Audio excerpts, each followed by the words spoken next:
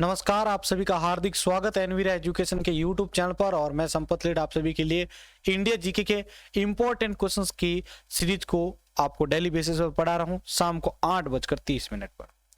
ठीक है, आज हम जो है गुप्त काल से संबंधित जो है सेकंड वीडियो आपके लिए लेके आ चुके हैं। इससे पहले के एमसीक्यू सीरीज के अंदर हमने 1 से 30 तक क्वेश्चंस को पढ़ लिया था। ठीक है, इंडिया जीके के इसी प्रकार से मैं टॉपिक वाइज आपको पढ़ा रहा हूं एमसीक्यू, तो प्लीज आप जरूर इन सभी वीडियोस को ज्वाइन करते रहिएगा। आज हम क्वेश्चन संख्या 31 से कंटिन्यू कर रहे हैं। 31वां प्रश्न है, गुप्त स्थापत्य कला का सर्वोत्कृष्ट मंदिर निम्न में से कौन है?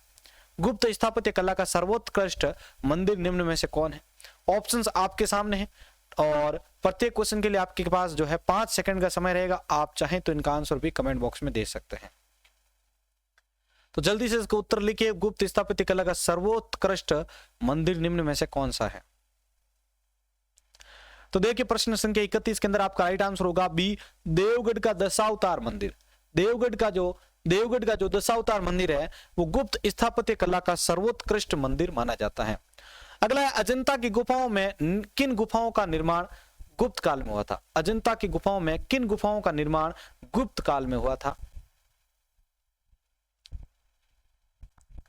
तो देखिए, प्रश्न संख्या 32 का उत्तर, प्रश्न 32 का राइट आंसर होगा आपका सी, 16, 17 और 19।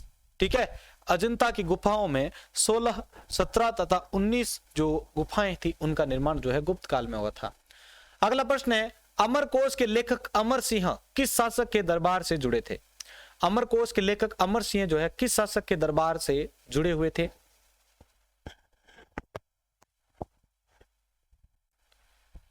तो जल्दी से सभी अपना आंसर कमेंट बॉक्स में लिखिए, अमरकोश के लेखक अमर सिंह किस शासक के दरबार से जुड़े हुए थे?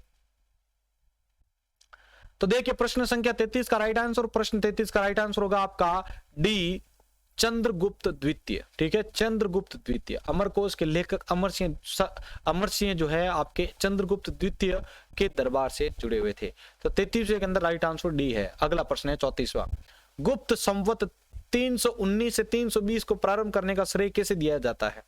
गुप्त संवत को प्रारंभ करने का श्रेय किसे दिया जाता है?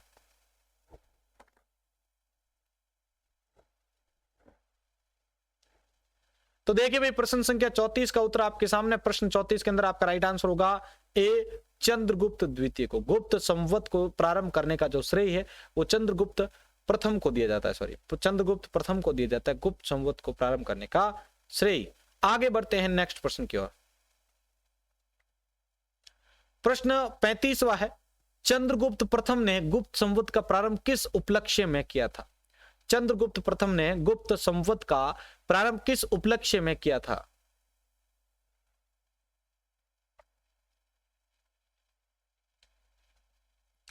तो देखिए, प्रश्न संख्या 35 का उत्तर, प्रश्न 35 के अंदर आपका राइट आंसर होगा ए, अपने राज्यारोहण के स्मारक के रूप में। चंद्रगुप्त प्रथम ने गुप्त संवत का जो प्रारंभ है वो अपने राज्यारोहण के स्मारक के रूप में किया था। अगला प्रश्न, प्रयाग प्रशस्ति अभिलेख का लेखक हरिसेन किस शासक का दरबारी कवि था? प्रयाग प्रशस्ति अभिलेख का लेखक हरिसेन जो है वो आपके किस शासक का दरबारी कवि था?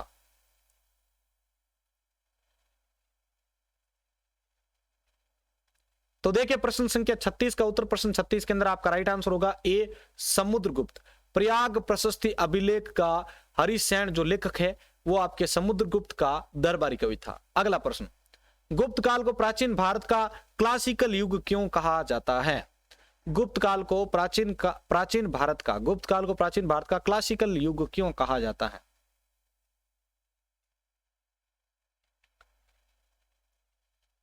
तो देखिए, प्रश्न संख्या 37 का उत्तर, प्रश्न 37 के अंदर आपका राइट आंसर होगा बी, कला व साहित्य के क्षेत्र में अपने चरमोत्कर्ष पर पहुंचने के कारण।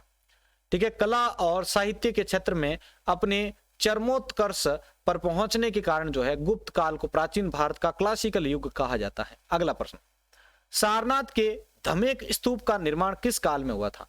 सारनाथ के धमेक स्तूप का निर्माण किस काल में हुआ था?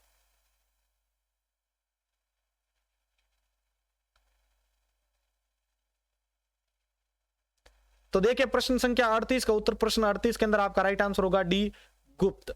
सारनाथ के धमेक स्तूप का जो निर्माण है वो आपके गुप्त काल में हुआ था। 39वां प्रश्न है, गुप्त काल की सोने की मुद्रा को क्या कहा जाता था? गुप्त काल की सोने की जो मुद्राएं होती थी उनको क्या कहा जाता था? तो देखिए प्रश्न संख्या 39 का आंसर, गुप्त काल में सोने की जो मुद्रा थी उनको क्या कहा जाता था? तो इस प्रश्न का राइट आंसर होगा आपका ए, दिनार कहा जाता था। क्या कहा जाता था? दिनार कहा जाता था। गुप्त काल की सोने की जो मुद्रा थी उसको दिनार कहा जाता था। अगला प्रश्न है, कुमार संभव महाकाव्य किस कवि ने लिखा था? कुमार संभव महाकाव्य किस कवि ने लिखा था?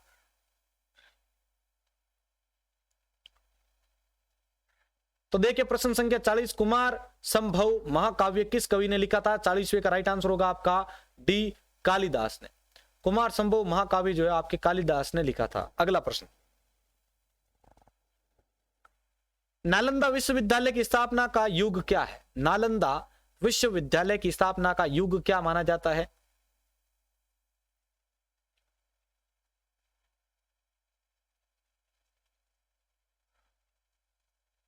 तो देखिए प्रश्न संख्या 41 का आंसर, नालंदा विश्वविद्यालय की स्थापना का युग कौन सा है?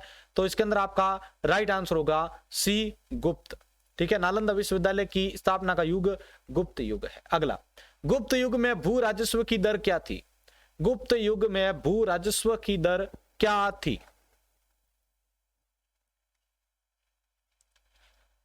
तो देखिए प्रश्न 42 का आंसर, गुप्त युग में भू राजस्व की दर क्या थी? 42वें प्रश्न का राइट आंसर होगा आपका बी, उपज का छठा होना। ठीक है, उपज का छठा भाग। गुप्त युग में जो है भू राजस्व की जो दर थी वो थी उपज का, जो भी उपज होती थी उसका छठा भाग जो थी वो भू राजस्व की दर थी। अगला प्रश्न, नगरों का क्रमिक पतन किस काल की एक महत्वपूर्ण विशेषता थी? जो नगर थे उनका क्रमिक पतन हुआ एक के बाद एक, तो यहां किस काल की एक महत्वपूर्ण विशेषताएं मानी जाती हैं?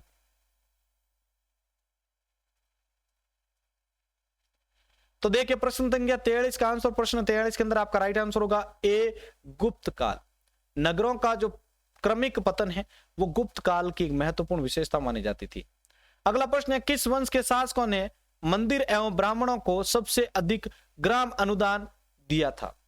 गुप्त वंश के शासकों ने मंदिर और ब्राह्मणों को सबसे अधिक ग्राम अनुदान में दिया था। किस वंश के शासकों ने मंदिर एवं ब्राह्मणों को सबसे अधिक ग्राम अनुदान में दिया था? तो देखिए इस प्रश्न का उत्तर, इस प्रश्न का राइट आंसर होगा आपका ए, गुप्त वंश। गुप्त वंश के जो शासक थे, ठीक है, इन्होंने मंदिर और ब्राह्मणों को, ठीक है, इन शासकों ने जो है मंदिरों एवं ब्राह्मणों को सबसे अधिक ग्राम जो है अनुदान में दिए थे। अगले प्रश्न, दिल्ली के मेहरौली के कुव्वत उल इस्लाम मस्जिद के प्रांगण में स्थित प्रसिद्ध लोह स्तंभ किसकी स्मृति में है? दिल्ली के मेहरौली के कुव्वत उल इस्लाम मस्जिद के प्रांगण में स्थित प्रसिद्ध लोह स्तंभ किसकी स्मृति में बनाया गया है? अशोक, चंद्र, हर्ष और अनंगपाल।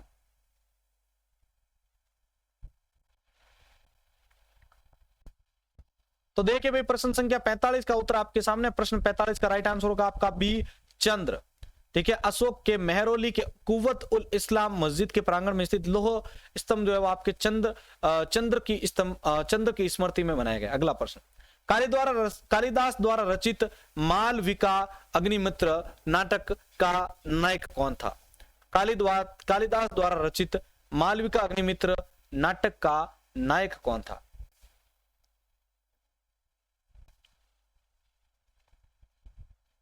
तो देखें प्रश्न संख्या 46 का उत्तर, प्रश्न 46 के अंदर राइट आंसर होगा आपका सी, अग्निमित्र। कालिदास द्वारा रचित मालविका अग्निमित्र नाटक का नायक जो है वो अग्निमित्र था। अगला प्रश्न है, समुद्रगुप्त की सैनिक उपलब्धियों का वर्णन किस अभिलेख में उपलब्ध है? समुद्रगुप्त की सैनिक उपलब्धियों का वर्णन किस अभिलेख में उपलब्ध है?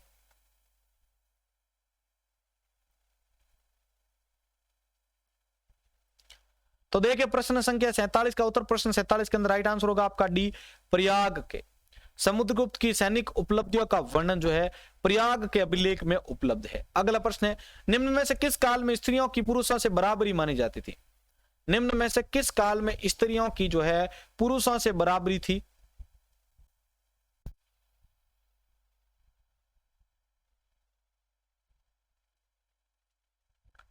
तो देखिए 48वें प्रश्न का उत्तर, प्रश्न 48 के अंदर राइट आंसर होगा आपका ए, गुप्त काल में। ठीक है, गुप्त काल में स्त्रियों की जो है पुरुषों से बराबरी मानी जाती थी। अगला प्रश्न है 49वां, कौन सा राजवंश हुणों के आक्रमण से अत्यंत विचलित हुआ था? कौन सा राजवंश हुणों के आक्रमण से जो है अत्यंत विचलित हुआ था?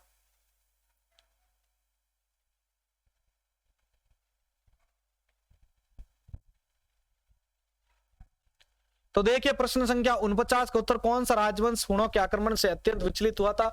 49वें का राइट आंसर होगा आपका सी, गुप्त। ठीक है, गुप्त राजवंश जो है वो आपके हुणों के आक्रमण से अत्यंत विचलित हुआ था। अगला प्रश्न है, निम्नलिखित में से कौन सा नाटक कालिदास ने नहीं लिखा था? निम्नलिखित में से कौन सा नाटक कालिदास ने नहीं लिखा था?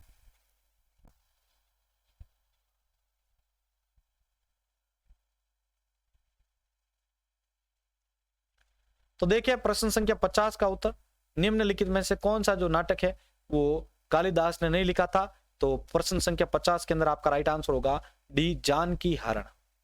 ठीक है, कौन सा नाटक कालिदास ने नहीं लिखा था? तो जानकी हरण नहीं लिखा था। बाकी मालविका अग्निमित्र, अभिज्ञान शाकुंतलम और विक्रमोर्वशीयम, ठीक है, विक्रमोर्वशीयम जो है, ये तीनों नाटक जो है कालिदास ने लिखे थे, जानकी हरण नहीं लिखा था। अगला प्रश्न, अजंता गुफाओं के सरीकी जैसी गुफाएं मध्य प्रदेश में कहां पर है? अजंता गुफाओं के सरीकी या जैसी गुफाएं जो है मध्य प्रदेश में कहां पर है?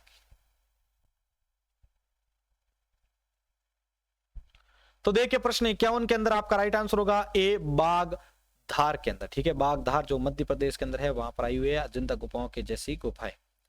अगला प्रश्न है 52वां, गुप्त वंश ने अवधि में शासन किया था? गुप्त वंश ने कौन सी अवधि में शासन किया था?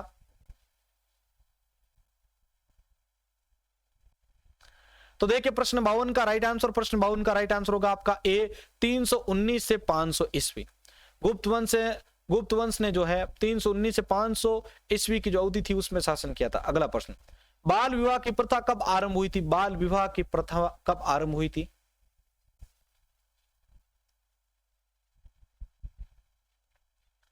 तो देखें प्रश्न संख्या 53 का आंसर, बाल विवाह की प्रथा कब आरंभ हुई थी? तो प्रश्न संख्या 53 का राइट आंसर होगा आपका सी, गुप्त काल में। कब? गुप्त काल में जो है बाल विवाह की प्रथा जो है वो आरंभ हुई थी। अगला प्रश्न है 54, सोने के सर्वाधिक सिक्के किस काल में जारी किए गए थे? सोने के जो है सर्वाधिक सिक्के किस काल में जारी किए गए थे?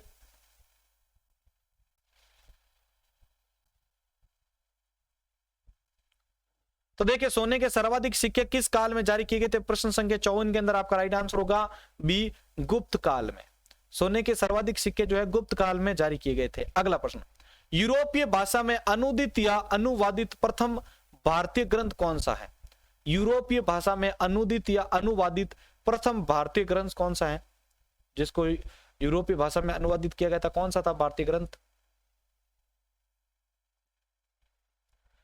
तो देखिए प्रश्न संख्या 55 के अंदर आपका जो राइट आंसर होगा वो होगा आपका बी, अभिज्ञान शाकुंतलम।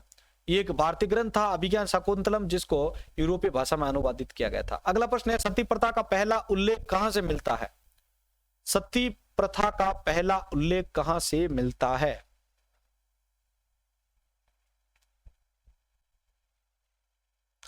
तो देखिए प्रश्न संख्या 56, सती प्रथा का पहला उल्लेख कहां से मिलता है? इसका राइट आंसर होगा आपका सी, ऐरण अभिलेख। किसमें? ऐरण अभिलेख से मिलता है सती प्रथा का जो उल्लेख है पहला वो। अगला है, गुप्त वंश के निम्नलिखित शासकों को क्रम से बताइए आपको। अब इन चारों को आपको क्रम में बताना है, पहले कौन थे बाद में कौन थे।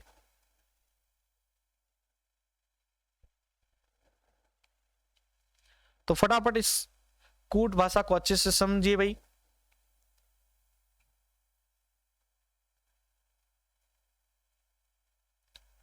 तो देखें इस प्रश्न के उत्तर, गुप्त वंश के जो शासक थे उनका सही क्रम क्या है? तो इसके अंदर आपका राइट आंसर होगा 57 में ई, 1 2 3 4 5। यानी पहले स्कंदगुप्त प्रथम आया था, फिर समुद्रगुप्त आया था, फिर चंद्रगुप्त द्वितीय आया था, उसके बाद कुमारगुप्त आया था और उसके बाद स्कंदगुप्त आया था। अगला प्रश्न है, गुप्तकालीन सिक्कों का सबसे बड़ा ढेर कहां से प्राप्त हुआ? गुप्तकालीन सिक्कों का सबसे बड़ा ढेर कहां से प्राप्त हुआ है?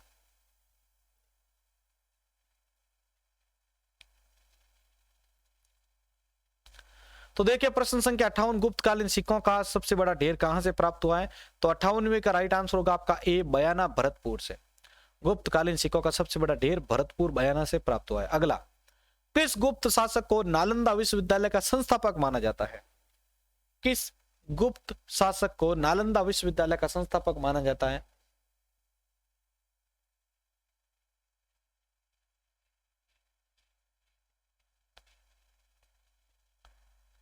तो देखिए भाई, किस गुप्त शासक को नालंदा विश्वविद्यालय का संस्थापक माना जाता है? 59वें के अंदर आपका राइट आंसर होगा ए, कुमार गुप्त प्रथम को।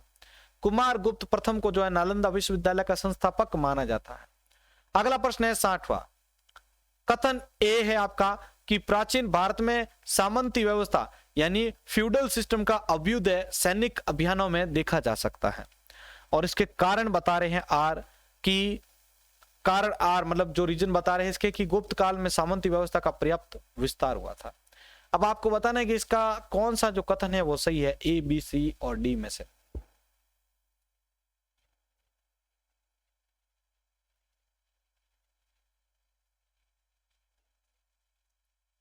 तो देखिए प्रश्न संख्या 60 का उत्तर, प्रश्न 60 के अंदर आपका राइट आंसर होगा बी, ए और आर दोनों सही है, किंतु आर जो है वो ए की सही व्याख्या नहीं करता है। ठीक है, ए और आर दोनों सही है, लेकिन आर जो है वो ए की व्याख्या नहीं करता है। तो यहां पर आज के इंपॉर्टेंट जो 30 क्वेश्चंस थे हमने क्लियर कर लिए हैं। अगर आपको वीडियो अच्छा लगा है, हेल्पफुल लगा है, तो प्लीज इस वीडियो को जल्दी से कर दीजिए आप लाइक, और अपने दोस्तों के साथ शेयर कर दीजिएगा। चैनल पर पहली बार आए हैं तो सब्सक्राइब करके बेल आइकॉन को दबा दीजिए, जिससे मेरी आगामी वीडियो की नोटिफिकेशन आपको तुरंत मिलती रहे। इसी के साथ मैं संपत लीड आप सभी से अलविदा लेता हूं। मिलते हैं एक और नई वीडियो के साथ। जय हिंद, जय भारत।